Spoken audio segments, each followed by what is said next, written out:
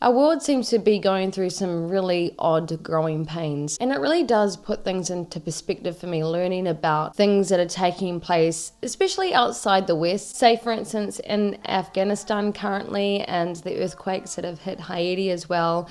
There's a lot that seems to be going on. I mean, really, when isn't there? Because the human condition will tell us that because we're so imperfect, there's going to be imperfect circumstances. Welcome to being human, essentially. And it especially sucks for people who are actively going through really, really bad hardship. If history can teach us anything rather than the bad things that had taken place, it also sheds a light on certain characters that have risen above the turmoil and become really brave. These certain characters step up to the plate no matter the consequence and will make a certain sacrifice even if it may result in death. This state of being is what can also be referred to as parrhesia. It's standing up in the face of adversity. A great example could be when Martin Luther King had fought for civil rights in the United States. He would have utilized this sense of parrhesia, this bravery. And in doing so, he would have made certain sacrifices, the sacrifice of comfort. Parrhesia can come in many different forms, such as this sacrifice of potential death, and then also very small acts that you may see in everyday society. When I was growing up, I had it somewhat of a reasonably, I guess you could say, easy childhood. But there were many characters whom I did grow up with that had influenced me, whether that was on a cartoon or real people. And even through a reasonably easy childhood, actually looking at these characters displaying this kind of parrhesia became influential in the sense that I could see what parrhesia was. I could see what bravery was, even though I may not have had to use it in my current context at the time. But there were active examples that kids like me had. And today, these characters have significant impact in what we are collectively going through. These characters are reasonably mainstream, and these are the ones who have influenced me personally from when I was a child. You would have your very own heroes and influences from when you were a kid. So I'll be reading certain quotes from these characters and elaborating on why they have impacts for where we are today. And in no particular scale, this is just in a universal sense. You can't become a Super Saiyan just by increasing your power level. I've told you it doesn't work like that. The power comes in response to a need, not a desire. You have to create that need. So as you can see in that clip, Goku had said to Gohan, power comes in response to a need, not a desire. In this particular scene, Goku and Gohan were training in the hyperbolic time chamber in order to defeat Cell. Cell, obviously, just like every other Dragon Ball Z villain, was threatening to take over the world. But in this context, Goku was showing Gohan, in order to transform into Super Saiyan, that Gohan had to need it rather than want to. What he means by this is that Gohan has a responsibility to power up to this level in order to defeat Cell. This level of responsibility of protecting the innocent, protecting those who cannot protect themselves. So what kind of meaning does this have today? Well, because we're all going through collective growing pains, it is up to us to find certain responsibility in life in order for us to find the power within ourselves to make a difference. It is not about wanting to make change, but rather finding something to be responsible for and meeting that need. And this doesn't have to be something major either. It can be very small little situations that you can take responsibility for. In fact, it's the deeds of everyday people that keep the darkness at bay. So the idea is that be the change that you wish to see. If no one's going to take responsibility for something, well then who is? Be that person who takes responsibility for that thing. I mean, look at Gohan. He was, a 12-year-old boy at the time whose mother just wanted him to stay home and study, but he had something greater that he needed to be responsible for. And obviously we're not going to expect a 12-year-old to save the world, of course. But look, this is a special case. Obviously Gohan is an alien and is designed for this purpose. Dragon Ball Z had made such an impact on me that I wound up getting Goku tattooed on my arm. See right here? And the reason I did was for this exact thing that I'm talking about now, to find the strength within myself to be responsible, to make positive change, to have my own back. So when I became homeless as a 22-year-old mother, having Goku there on my skin was to remind me of my inner strength, that I could surpass this level of difficulty.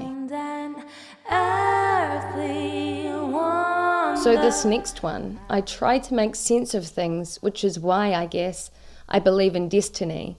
There must be a reason that I am as I am. There must be. It indeed was the late Robin Williams. And I know that I'm not the only one who looks up to this guy, or who looked up to this guy when I was a child. I really love the productions he was part of, like Aladdin and Mrs. Doubtfire and Flubber. And I believe that Robin Williams is the kind of guy you just can't hate. Like, he has such a certain presence about him that he just makes the room light, I think. I mean, I've never met the dude, but that's the sense that I get if I watch interviews from him or when I'm watching the productions that he's been part of. Robin had made a larger impact than what he probably thought he was going to, just by the sheer fact that he committed suicide, unfortunately. And knowing that such a bubbly, seemingly light guy could go that far, that it just went to show that no matter how you present yourself to the outside world, you could potentially be facing certain demons that no one would know about. So in this case, Robin had raised a lot of awareness regarding mental health. But this quote in particular, and there's many quotes that Robin had said, but this one in particular has impact. A lot of people, especially in Western civilization, have become quite nihilistic. It's like we're floating around on this rock and there's really no intrinsic reason for us being here. It just so happens that we are. My problem with that is that people can become quite complacent with what they have. They can become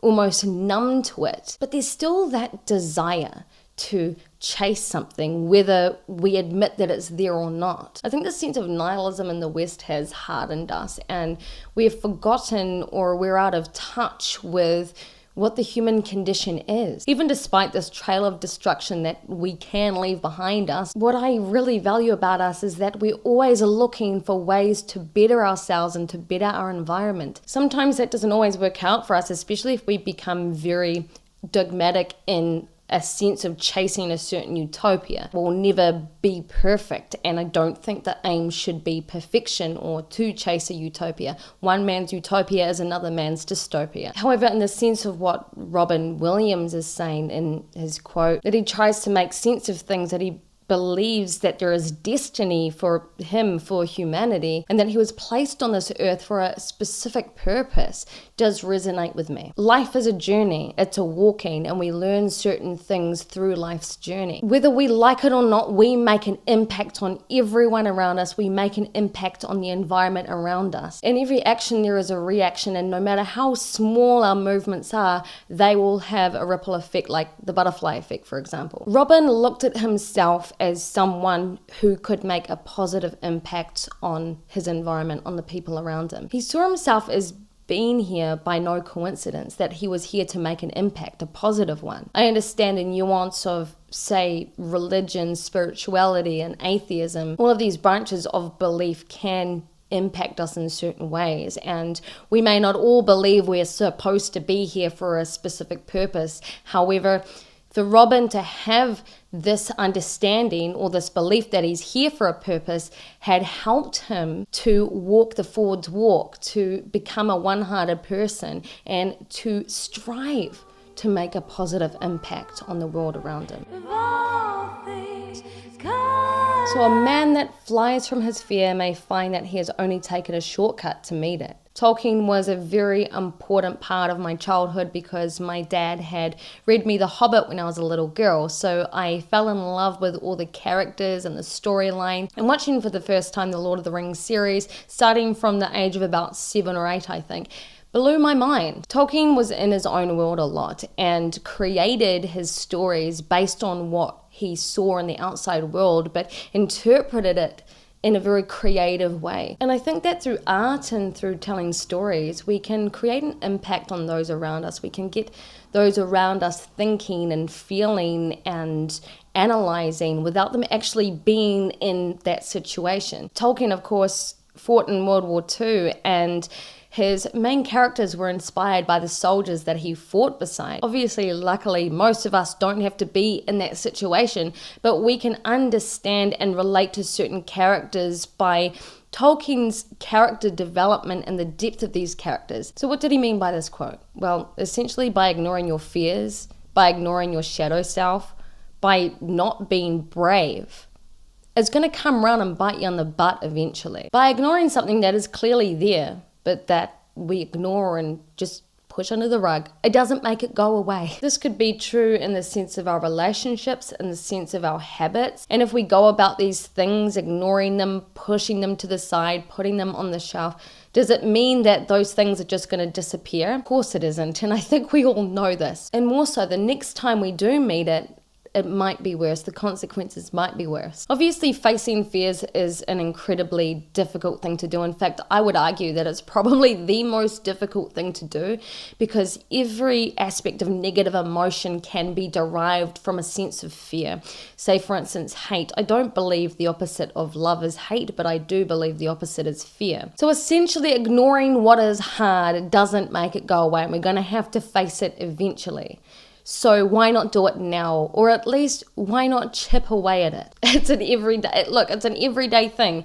And I don't think that there will ever become a point where a human being gets it right indefinitely. It's an ongoing process that we need to face every single day, because it's just part of being human. So this next quote, everyone needs to be valued. Everyone has the potential to give something back. That was said by the late Princess Diana. So I was a young child when Diana was whacked. I know that's start of a rabbit hole, but there's no denying that the royals absolutely despised her. My camera just died. I thought I charged it. So I had to charge it again for like another 15 minutes. And if it dies again, look, I'll just do the rest on Logic. So anyway, back to Diana. The royals absolutely despised her, even though she realistically met these certain objectives as a royal, such as helping the homeless. Diana was a patron to more than 100 charities. So as a royal, I mean, what you would expect from a royal, the royal duties, Diana seemed to have met them reasonably fine. In fact, she probably did more than what was expected of her. The difference being is that she clearly wanted to. She clearly had compassion for the peasants. She walked to her own beat. She was her own person, and the royals did not like that. This had significant influence on me growing up, because I wanted to be like that too. I wanted to be able to meet certain objectives, standing up for what I believed was right, despite what others would say. And because I was somewhat of an outcast, this did make me feel a little bit better. But in terms of this quote specifically, oh my gosh, my camera's gonna die. I'm just gonna have to do the rest without it. So this quote in particular, everyone needs to feel valued. And in this case, when people do feel valued, they want to give back. When I was growing up with ADHD, I received a lot of criticism, and I didn't feel like convicting myself. I felt like it was going to be futile, so there was no point in doing so. However, in the case of my drama class, I got top grades. I took home the first in drama, and while I had a natural talent in that area, my drama teacher believed in me. But not only did he believe in me, he also pushed me. He knew I could continue to break my glass ceiling, so he was encouraging and gave me constructive feedback as well. When I felt valued as a drama student, I wanted to continue to do better, and that is the interesting thing about receiving positive feedback and constructive criticism as well, is that when you feel valued, you want to continue giving. In the case of today, especially, let's just take a look at Western civilization. There are so many different group identities that all seem to be up against each other. The question is, what happens when you feel blamed collectively for something? And I'm not going to go into specifics. You're not going to want to give. You're not going to want to connect and create a harmonious environment and work together for a greater purpose. It's like what I talked about in regards to this depression epidemic in the West that we're currently seeing, we are disconnected from everyone else in society. When we use the plumbing in our house or turn the lights on, we don't actively think about these characters who are responsible for those things. And so therefore, there is no energetic connection or appreciation or gratitude, or at least actively. So Diana's point is that when you extend gratitude towards someone, or you create an environment where they feel valued, then they're going to want to continue giving or give back. In the sense of Diana helping the homeless, she understood that while she was extending her kindness to these people who may not have been able to afford a loaf of bread, that perhaps one day they'll be able to pay it forward to others who may have less than them. There is always room for that in our society, no matter what state we're in. We don't own the planet Earth, we belong to it, and we must share it with our wildlife. So that was said by conservationist and wildlife expert Steve Irwin, who unfortunately died, I think it was in 2008.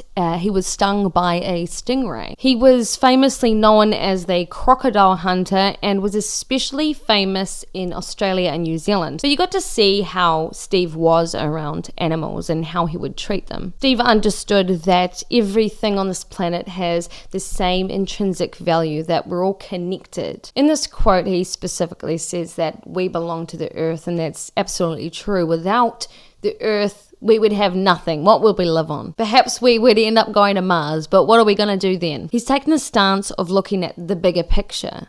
We are merely just tiny dots in the vastness of the universe. We're not bigger, we're not smaller than anything else that we share this planet with. We are part of the world, we're part of the ecosystem. And going back to the Diana quote about being there for each other, being connected to each other, in this sense, in Steve Irwin's sense, being connected to the earth and to the wildlife and respecting it as such, means that we're understanding the value of where we are as human beings. We are small, we are insignificant, and therefore it's incredibly humbling. This quote has more sense than ever today, and I'm not even referring to the state of our environment, but more so our attitudes when it comes to relating to the environment, relating to each other. When we feel disconnected from the planet and from all that lives, we're therefore disconnected from each other. And when we feel disconnected from each other, that's where ignorance grows. When we feel love and compassion, on the other hand, for each other, because we understand that there is something bigger than us, maybe then we're able to solve our problems in a much more efficient manner. So anyway, you guys, I hope you enjoyed this video and could relate to some of these quotes.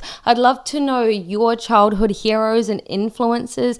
How do they impact you personally today? How do they impact how you see the state of the world? But for now, I hope you guys have a good day, night, morning, evening, wherever you are in the world, and I'll see you guys all again for the next video. Bye.